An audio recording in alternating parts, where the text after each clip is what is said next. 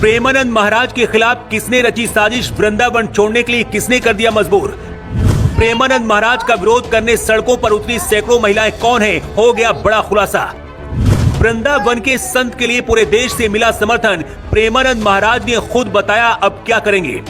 प्रेमानंद महाराज अब क्या वृंदावन छोड़ने जा रहे हैं। महाराज के आश्रम की तरफ से एक सूचना दी गई है, जिसके बाद से महाराज के करोड़ों भक्त हैरान और परेशान हो गए हैं। यहाँ तक कि अब सीधा यूपी सरकार से दखल देने की मांग की जा रही है। जिस महान संत ने सनातन धर्म का मान बढ़ाया, जिसे सनातनियों ने कृष्ण का अवतार बताया, जिस महान संत के लिए पूरी रात जाकर भक्त सड़कों पर लाइन में खड़े रहते थे कि एक बार उनके दर्शन मिल जाएं और उनका जीवन धन्य हो जाए, लेकिन क्या प्रेमानंद महाराज वृंदावन छोड़ देंगे? ये सवाल उनके भक्तों को बार बार परेशान कर रहा है। प्रेमानंद महाराज को विराट कोहली से लेकर मोहन भागवत तक, देवकीनंदन ठाकुर से लेकर पंडित धीरेन्द्र शास्त्री तक उन्हें अपना गुरु मानते हैं। लेकिन ऐसा क्या हुआ कि वृंदावन से उन्हें निकालने की साजिश रची जा रही है? आखिर वो सैकड़ों महिलाएं कौन है जो विरोध में प्रेमानंद महाराज के उतरी हैं और उन्हें किसने भेजा है?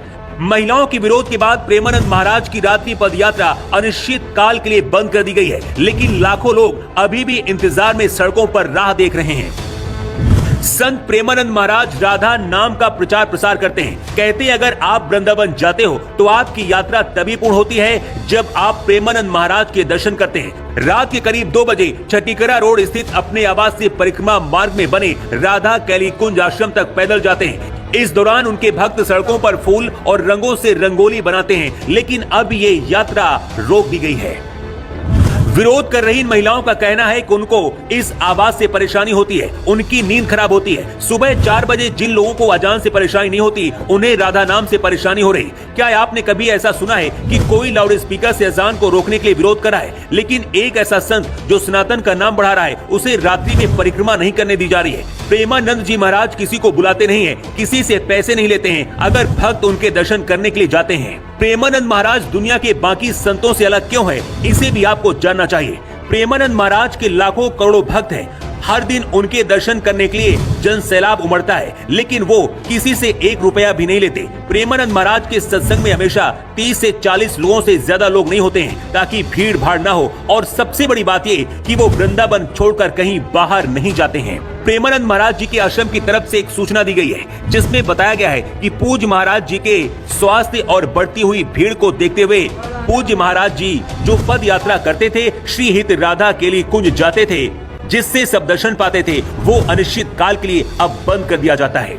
महिलाओं के विरोध के बाद प्रेमानंद महाराज ने अपनी पदयात्रा को रोकने का फैसला किया है और इसके साथ ही भक्तों के अंदर इस बात का भी डर है कि अगर एक संत की पदयात्रा को कुछ लोग रुकवा सकते हैं, तो क्या प्रेमानंद महाराज को वृंदावन से बाहर करने की कोई बड़ी साजिश की जा रही है?